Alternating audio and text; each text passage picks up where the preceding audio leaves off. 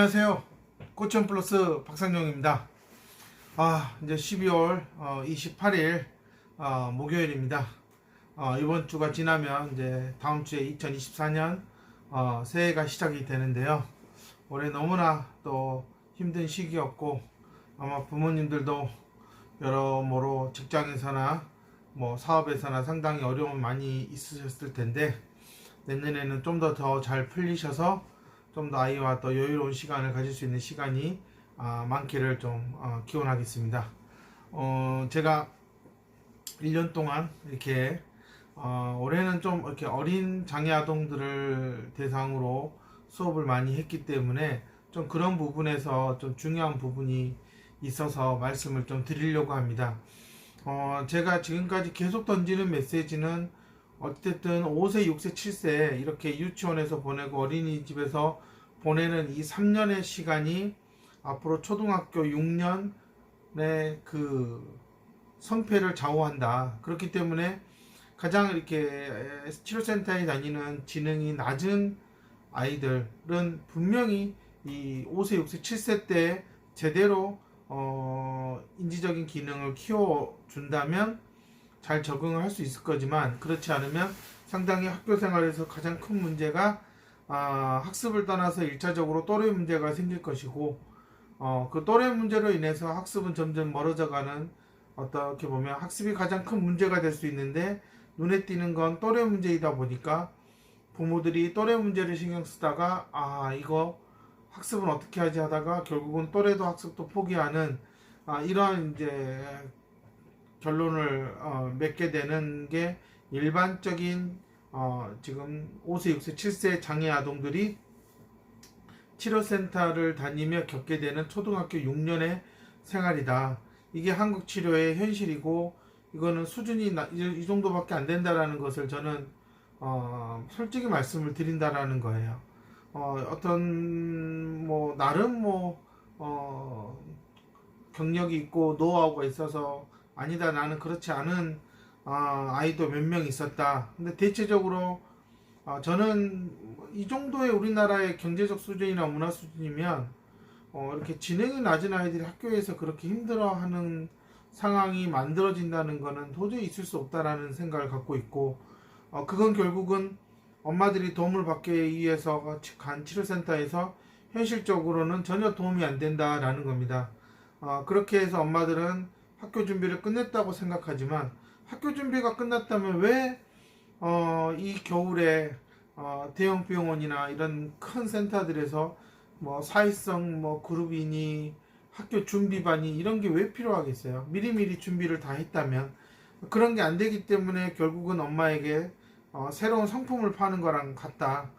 저는 이런 시스템은 분명히 사라져야 된다라고 생각을 하고 있는 겁니다. 저는 5세, 6세, 7세 아이들에게 있어서 인지적인 기능을 향상시키는 가장 기본적인 것은 순서화를 아이가 어떻게 잘 이해하고 그것을 숙지해서 자신의 것으로 만든 다음에 그것들을 부모나 치료사의 도움 없이 할 수 있느냐. 저는 그게 상당히 기본적인 아주 기초적인 인지적인 기능에 해당이 된다라고 생각을 합니다. 저는 이제 그런 점에서 저한테도 이렇게 자폐성향이 있거나 어느 정도 이제 사회성이 좀 많이 떨어지는 친구들이 이렇게 오는데, 자폐성향이 있는 친구들은 대다수 어렸을 때 ABA를 상당히 많이 수업을 받고 옵니다. ABA의 단점 아니 장점 먼저 말씀드리면, 어쨌든 상당히 자폐아동 키우는 부모님들에게 아이의 행동을 어떻게 바로잡아 주느냐에 있어서 초기에 상당히 부모에게 큰 도움을 주는 것 같아요. 하지만 제가 이렇게 인지적인 관점에서 수업을 해보면은 확실히 이 아이들은 너무나 뻑뻑해요. 아주 기계적이고 보상이 주어져 있지 않으면 제대로 움직이지가 않아요. 마치 전원을 켜주지 않으면 움직이지 않는 아이들처럼, 분명히 이 아이는 그 이상의 능력이 있음에도 불구하고 저는 이렇게 ABA 수업을 받는 아이들의 상당수가 상당히 좀 기계적인 반응을 잘한다. 5세, 6세, 7세 때부터 기계적인 반응을 하고 상대방의 말을 계속 따라가는 반향을 계속 반복한다면 정말 이 아이는 대인관계에 있어서 가장 큰 어려움이 있을 수밖에 없다라는 겁니다. 최근에도 그런 아이가 있어서 저도 상당히 놀랬고, 그 아이를 지금 어느덧 한 4개월 가까이 이제 수업이 들어가고 있는데요. 정말 이제 지금은 이렇게 자극과 반응의 그런 과정이 아니라 아이가 보고 자신이 알고 있는지를, 그 다음에 여기서 그 다음에 무엇을 해야 되는지를 아이가 생각해내서 지금 수업을 진행을 하고 있는데, 상당히 인지적인 기능이 많이 좋아졌고 반향어도 많이 줄었고요. 무엇보다도 집에서 엄마가 좀 많이 편해졌다라는 겁니다. 아마 자폐아동을 키우는 자폐 성향이 있는 아이들을 키우는 부모님들은 아마 공통적으로 이런 의사소통, 대화에서 상당히 큰 어려움을 겪는다라고 얘기를 하죠.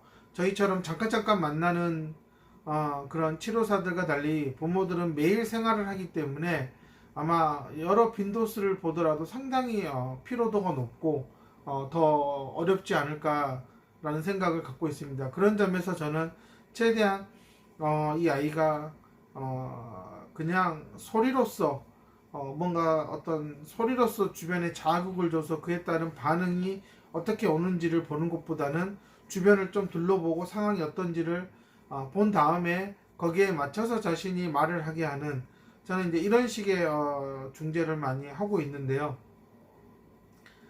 최근에 이 남자아이도 상당히 ABA 성향이 많이 불쑥불쑥 나오기 시작했는데 지금 제가 그 부분을 많이 좀 소거하고 있고, 그런 것 중에 하나가 이제 순서화.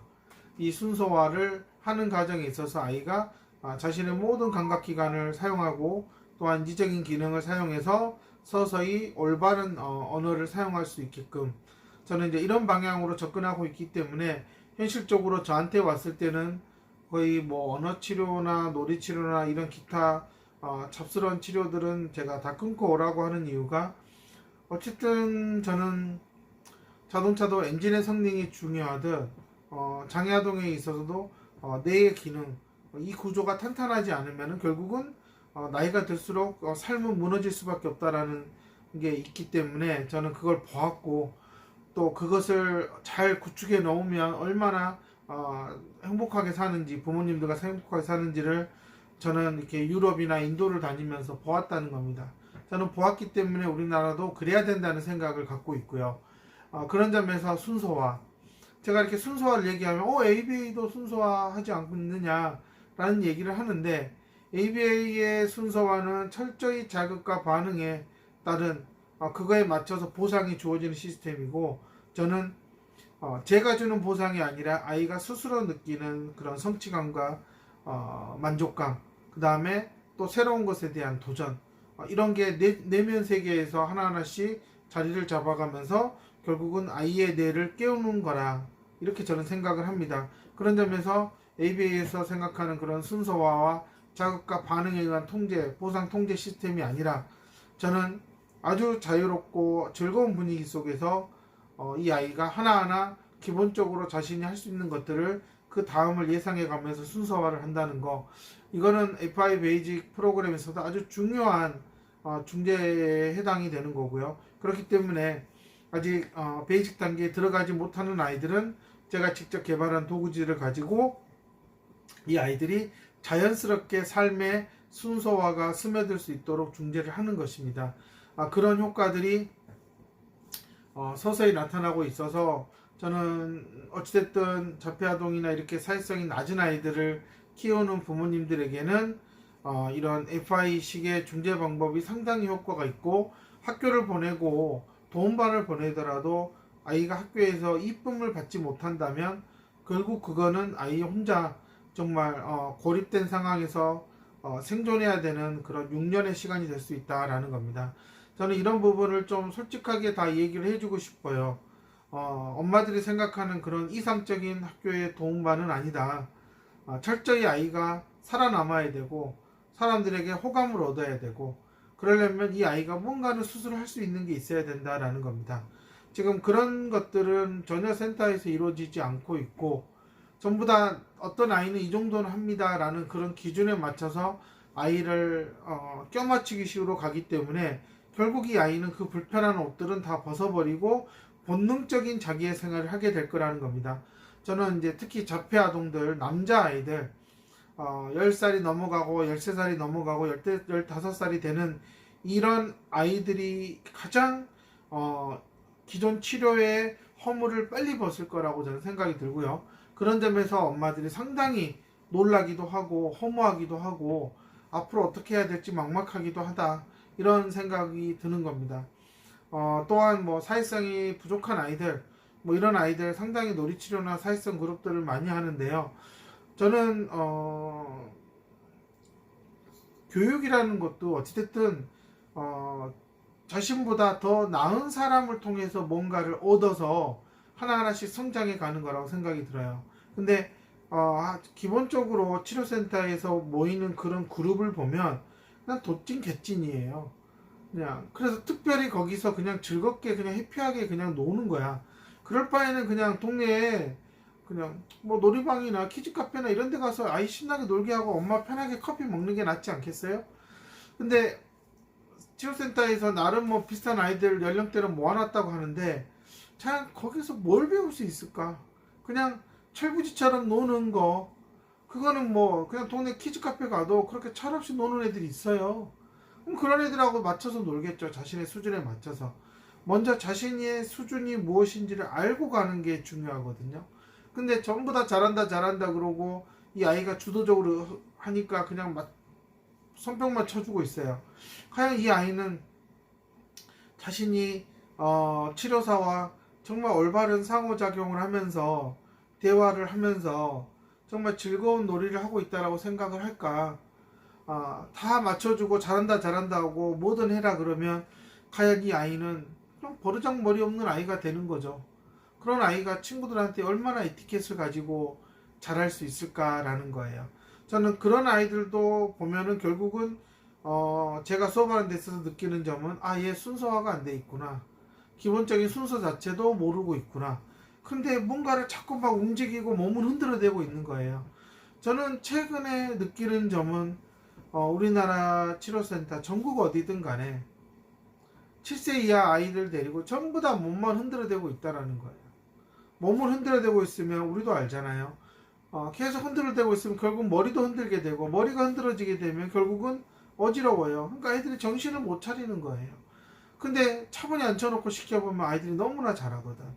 그럼 결국은 그거잖아요. 누가 차분하게 아이를 앉힐 것인가, 강압적으로 앉힐 것인가, 사탕을 주고 앉힐 것이냐, 뭔가 장난감을 사주고 앉힐 것이냐. 저는 그러지 않고도 충분히 요즘의 한국 어린아이들은 자신이 지금 무엇을 해야 되는지를 깨닫는다면 충분히 할 수 있다라는 생각을 갖고 있고 충분히 가능하다라는 겁니다. 제가 이렇게 5세, 6세, 7세 아이들을 보면 상당히 집중하는 타이밍을 잘 잡으면 2시간, 3시간 정도는 아무 문제가 없어요. 근데 제가 치료사들을 만나고 교육을 해봐도 전부 다 애들이 방방 뛰고 집중을 못 한다는 거예요. 그거는 치료사의 자질의 문제가 있는 거예요. 그리고 그동안 엄마가 집에서 상당히 아이를 방방 뛰게 만들었다는 거죠. 그런 것들은 결국은 외적인 요인이에요.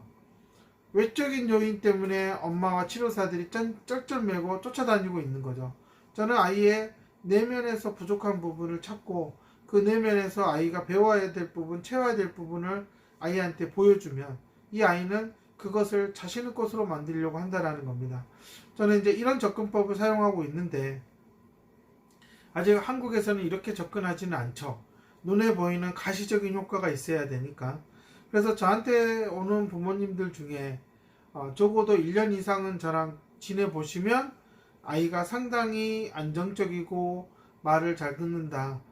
그리고 일단은 대화가 된다라는 것을 느끼는 거예요. 사실 그것을 원하지만 너무나 빨리 원하고 조바심을 갖기 때문에 중도에 그만두는 부모님들도 있죠. 근데 그 아이들은 어디 가서도 계속 뭔가 몸만 흔들어대는 것만 열심히 하고 있을 거예요. 그럼 이 아이가 학교에서 40분, 50분짜리를 6교시 이렇게 할 텐데 과연 그 시간을 아이가 버티고 있을까?